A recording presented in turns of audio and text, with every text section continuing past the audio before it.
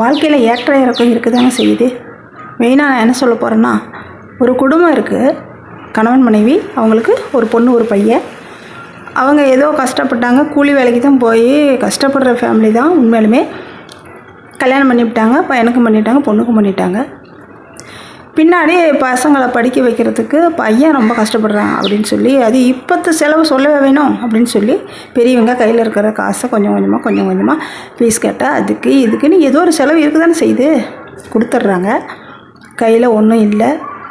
அவங்களும் வேலைக்கு போகிறாங்க, பெரியவங்களும் 2 பேரும் கூலி வேலைக்கு தான் போகிறாங்க. ஏதோ முடிஞ்சு வரலாம். கொஞ்சம் நல்ல வயசு லேடியோ ஜென்ஸோ இருந்தால் அவங்களுக்கு இது கொஞ்சம் வான்னு கூப்பிடுவாங்க. பெரியவங்கன்னா அவங்கள கூப்பிடவே மாட்டாங்களே, இவங்க என்னடா வேலை செய்கிறாங்க அப்படின்னு சொல்லி. அந்த மாதிரி ஆளே கிடைக்காத பட்சத்தில் தான் பெரியவங்களுக்கு வேலை கிடைக்கும். அந்த மாதிரி ஏதோ போய் அவங்களும் 4 காசு சம்பாதிக்கிறாங்க. கடைசியாக எப்படி எந்த குடும்பத்துலேயும் பிரிவினைன்னு ஒன்று வந்துடுதில்ல, அவங்கவுங்க தனித்தனியாக சாப்பாடு செய்ய ஆரம்பிச்சிடுறாங்க. அதில் பெரியவங்களுக்கு கடைசியில் வருமானமே பத்தல, ரொம்ப கஷ்டப்படுறாங்க. சாப்பாட்டுக்கே கொஞ்சம் கஷ்டப்படுறாங்க. மகன் கொடுத்து உதவானா மகளுக்கு பொண்ணு இல்லை, இன்றைக்கி என்ன எங்கிட்ட வரேன்னு சொல்லி கேட்பாங்க. மகன் கேட்குறாங்க, மருமகள் அதுக்கு மேலே. மகன் என்ன பண்ணும்? மாமச்சனை வீட்டில் போய் இருக்கிற பொண்ணு நமக்கு கொடுத்து உதவ போகுதா? இல்லையே. இன்னும் பெரியவங்க கஷ்டப்பட தான் செய்கிறாங்க. அதுக்கு என்ன சொல்கிறாங்க? பிள்ளைங்க தான் பார்த்துக்க மாட்டேன்றாங்க அப்படின்ற ஒரு குற்றச்சாட்டை வைக்கிறாங்க பிள்ளைங்க மேலே. அவங்க என்ன பண்ணுவாங்க? மிடில் கிளாஸ் கூட இல்லாத ஃபேமிலி, 2 பேருமே ஓடுனா தான் சம்பாதிக்க முடியும், கஷ்டப்படுறாங்க. அவங்க பிள்ளைங்கள படிக்க வைக்கிறாங்க. அவங்க இப்போலாம் காலேஜ் படிக்காத எந்த பொண்ணுங்க இருக்குது, எந்த பசங்க இருக்குது? அதுக்கு செலவு. பெரியவங்களையும் பார்த்துக்கணும்னா கொஞ்சம் முடியல தான். அதுக்காக பெற்றவங்களை நான் இப்போ வயசானவங்களை தான் மெயினாக கேட்டுக்கிறேன். நம்ம பிள்ளைங்களுக்கு இருக்கிற கஷ்டம் இருக்க தான் செய்யும். அதுக்காக அவங்கள வருத்தப்படுற மாதிரி வார்த்தைகளாலேயோ ஒரு சொல்லாலேயோ காயப்படுத்த வேண்டாம். நாம் இனிமேல் என்ன பெருசாக சாதிக்க போகிறோம்? சாக தானே போகிறோம்.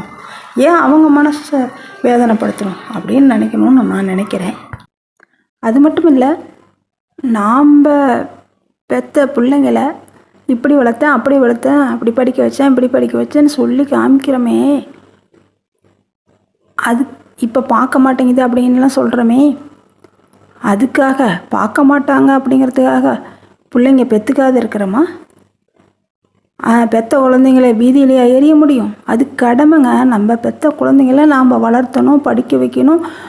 ஊருக்கு நாம் ஒரு நல்ல பிள்ளைங்களாக கொண்டு வந்து சேர்த்தணும் நம்ம பிள்ளைங்கள அப்படிங்கிறது நம்மளோட ஒரு கடமையை. அதை நம்ம செஞ்சு தான் ஆகணும். அவங்க பின்னாடி சோறு போடுவாங்க, நம்மளை பார்த்துக்குவாங்க அப்படின்னு நினச்சிக்கிட்டு எந்த பெற்றவங்களுமே பிள்ளைங்களை வளர்த்த முடியாது.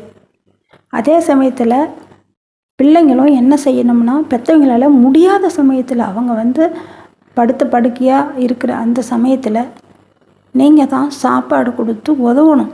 அவங்களுக்கு நல்லது கெட்டது பண்ணணும். அது பெற்றவங்களுக்கு பண்ணுறது உங்களுக்கு ஒரு புண்ணியன்னு சொல்லுவாங்க. அந்தளவுக்கு அவங்க முடிகிற வரலும் பாடுபட்டு சாப்பிட்றாங்க. ஆனால் முடியாத பட்சத்தில் நீங்கள் தான் நல்லது கெட்டது எல்லாம் பார்த்துக்கணும். அதை செஞ்சு தான் ஆகணும். அதுக்காக செய்யலை அப்படின்னா கூட சாப்பிட விடுறதெல்லாம் விட்டுருங்க ப்ளீஸ். பெரியவங்க பார்த்து நம்ம பிள்ளைங்களை கஷ்டப்பட்டு வளர்த்திட்டு அவங்களுக்கு சாப்பிடலாம் விடவே கூடாது. எனக்கு தெரிஞ்சு பக்கத்தில் இப்படி ஒன்று நடந்துச்சு. அது எப்படி என்ன பேசினாங்க அப்படிங்கிறது இந்த வீடியோவில் போட்டால் ரொம்ப லென்த்தாக போயிடும், யாரும் பார்க்க மாட்டீங்க. இருந்தாலும் ஒரு வார்த்தை சொல்லிடுறேன். அப்படி தோட்ட வேலையெல்லாம் செஞ்சது எனக்கு தெரிய பயங்கரமாக பாடுபட்டுச்சு. பெற்ற பையனுக்காக தான், பொண்ணு பையன் ஒன்று அவங்களுக்கும் தான். ஆனால் இன்றைக்கி அது ரொம்ப மனம் வருந்தி பசங்களுக்கு பையனுக்காகவே தான் பார்க்கக்கூடாது, பேசக்கூடாது, நான் செத்தாலையும் எடுத்து போடக்கூடாது, இப்படிலாம் சொல்லுது. கஷ்டமாக இருக்குது நமக்கு, தேவையில்லாத வார்த்தைகள்.